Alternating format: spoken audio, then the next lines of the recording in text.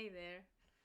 That will be video that's a bit more free flowing. I don't have any notes on me, but I wanted to share with you some insights that I got or that I remembered again now that we are moving and packing and getting ready to deliver the keys to our old house. And those insights have to do with the importance of actually teaching our kids basic life skills. And of course, you see a lot of talk happening about how we don't learn about managing our finances at school. We don't learn about empathy so much. We don't learn about human interaction, communication. We don't learn so much about resolving conflict, about being resilient, all those kind of soft skills you are not really taught in a mainstream school nowadays. And this is actually one of the many reasons that I, yet again, will talk about my love about Waldorf schools. But right now, I want to focus more on how we can actually teach our kids, not only teach them basic life skills, but also how we can teach them how to learn and how to learn themselves. Because we live in a society that is very fast paced. We couldn't even think about ChatGPT and artificial intelligence when we were 18 years old, even, at least not my generation. I'm now 38. So the world is moving very fast, which means that you won't be able, even if you could, copy all your knowledge into your kid's brain, like as if transferring data from a hard drive, still you couldn't prepare your kid enough for the world that is coming. So what kids actually need is to learn how to learn. And why am I talking about this today? So my father has always been a very practical guy. He's an engineer, and he always had a workshop of some sort that was changing up a bit depending on his hobbies. But there was always a workshop, and we would learn from him how to do different things. I was more into making little animals out of wood or other things that involve fine motor skills. Like, I always like to do the teeny tiny, make the teeny tiny things. um, and my brother was always much more into computers, and we had a computer at home back then, which was quite a thing because not every house had a computer.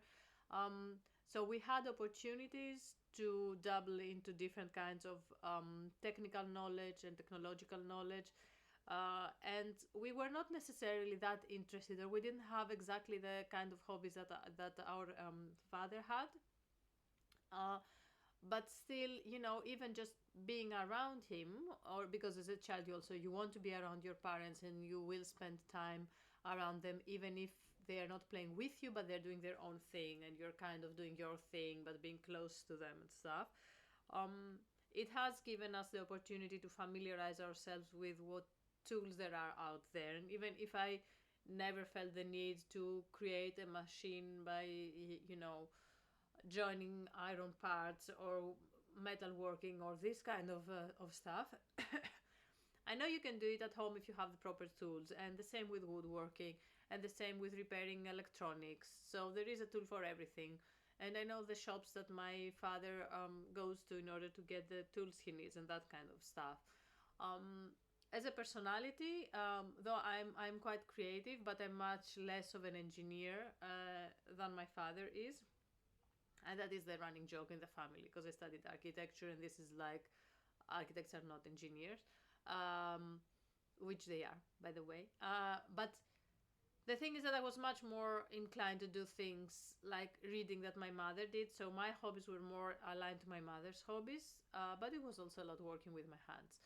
Um, and I feel I benefited a lot as an adult now from being exposed to the more practical side of life, like watching my father changing a light bulb, or watching my mother cook in the kitchen and not being sent away, because you have so many mothers, previous generation for sure, but also like now, um, sending the kids outside of the kitchen for fear of accidents happening. And that is a valid fear as well, of course. Like if you have young children running around and you're frying something and there is hot oil splattering, or that kind of stuff. So I can see why it is easier and faster to cook without children around, or to do woodwork without children around, because then you have your mind at peace. But you do deprive your children of a chance to learn practical life skills, and also to learn how to learn. So what happens now? To give you an example from our own life and how I feel grateful that I have learned how to learn and how to get the information that I need to complete tasks and challenges that I haven't been busy with before.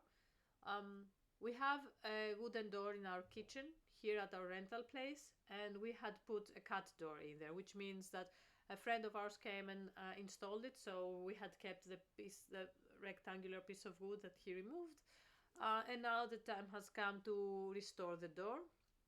And we were told that as long as the door looks good, as it did before, they're fine with us. Like the rental organization is fine with us doing that. So now it was the time to restore the door, and I had a general idea of, okay, I have to glue that piece back and probably paint the door and sand it, but I was not quite sure what materials I would use. So what I did, I went to the hardware store in our neighborhood here, and I said, look, this is what I need to do. Here is a piece of wood. The door has two different colors inside and outside. And the guys there were super, super helpful, and they explained to me exactly what type of paint I need from the inside of the door that was more water-based, and the outside that was turpentine-based, and how exactly to sand, and what number of sanding paper I would need, and what type of glue would be the best, and other in-between steps that I haven't thought of, that kind of stuff. Um, so I know that in order to learn some things, of course, there are tons of YouTube videos, but the idea behind it is that there is always someone who does know, and you should never be ashamed to ask the experts, and it will save you lots of time if you do actually, um, you know, instead of doing like trial and error, which I have to say, because I do like to create and I do like to get going and I do like action. In many cases, I just try and see what happens. But in things like that, and when there is the time pressuring, I do know that asking the experts can save you lots of time and money and grief, because I could really, if I put the wrong type of paint on the door, I could have serious issues with the door actually not looking as it should, and then not getting our guarantee money back, that kind of stuff. So I think step one is to allow the kids to actually be around you when you do the work, the practical work, the everyday life work, which can range from, like I said, everyday stuff like cooking, repairing things at home, from mending a cloth that was, that had holes in it, to changing a lamp, to filling a hole in the wall, to all that kind of little things. Taking the kids with you when you go to the hardware store or when you go to another shop that has specialty issues that you want to ask advice, so they do actually see you doing that and they see that it is okay to ask and take advice from the experts, and allow the kids to also help you when possible in things that you need to do around the house.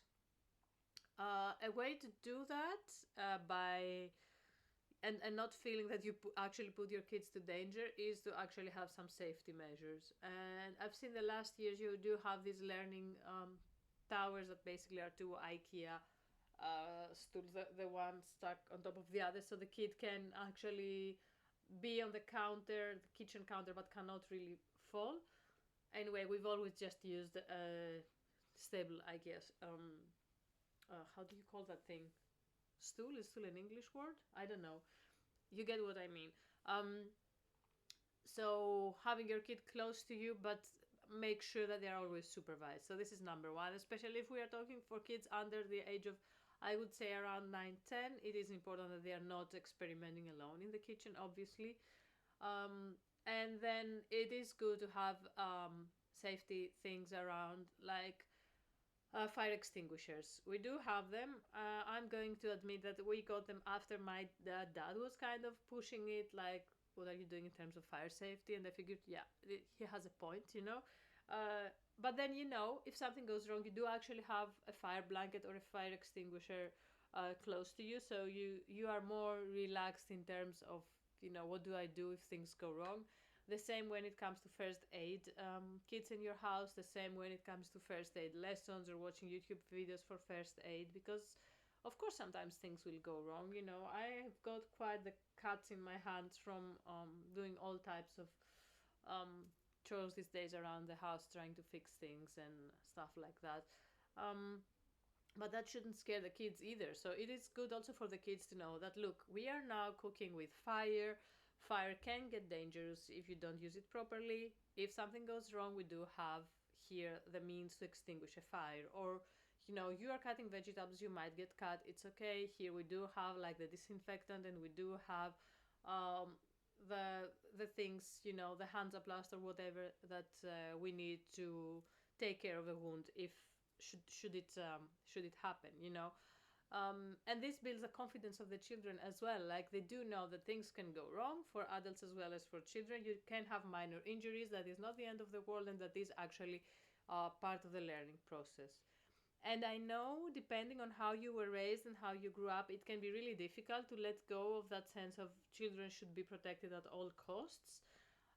They do need to be protected when it comes to life-threatening situations, but they do thrive more if they're allowed to explore and if they are trusted with tasks.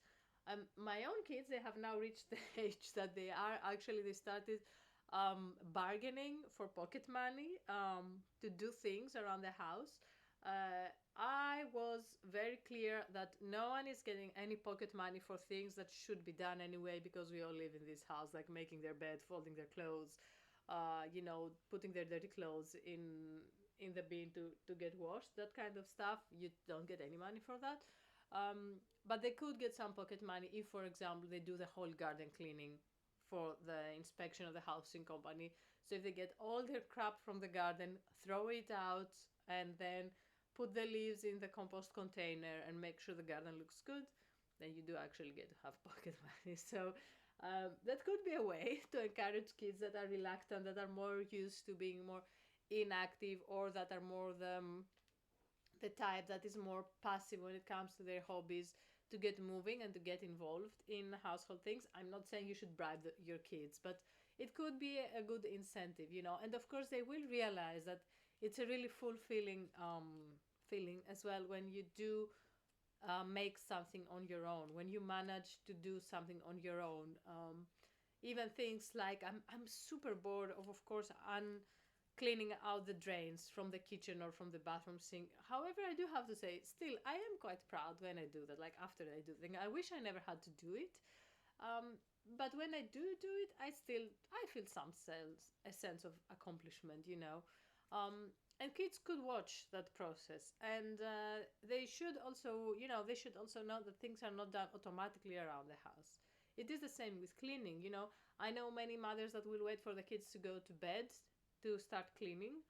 Um, but I will not do that. When the kids go to bed, that is actually my me time, my time to relax or follow a course which is something I enjoy to do, or read my book. But the cleaning, tidying up, it will happen during the day. Because my kids are at an age that this is actually possible. I do recognize and realize that if you have small kids, especially kids that just started walking and they will go everywhere, you do need to keep an eye on them at all times, and you can't really go in the attic and do like packing like I have been doing and leave the kids downstairs alone to play, because it's just unsafe.